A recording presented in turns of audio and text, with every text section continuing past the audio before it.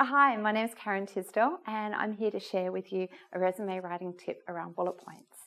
Now, you might think that bullet points is not very interesting, that there's nothing that you can learn from this, but actually most people when they're writing their resume, they put far too many bullet points and it's really boring, I believe that your ideal number of bullet points is 5 or 3.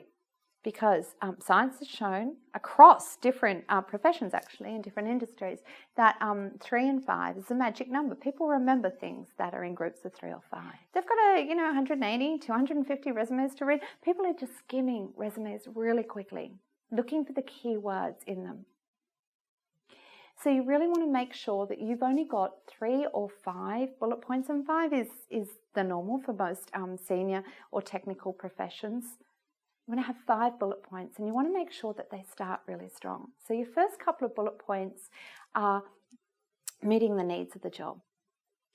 The third and the fourth bullet point, the third might be something that's in quite a few of your job adverts, but it's not in every single one. Your fourth, not so much, and we'll come back to that. And your fifth is almost as important as your second bullet point. So when you've got 5 bullet points, and you've collected lots of job advertisements and you've looked at the keywords, you're making sure that each bullet point is in order. And you want to start strong and you want to end strong. Because that last bullet point, those last few words on that last section, that stays in your mind for a millisecond as your eye moves across to the next section, the next job that you've done. So start strong, end strong, only have 5 bullet points.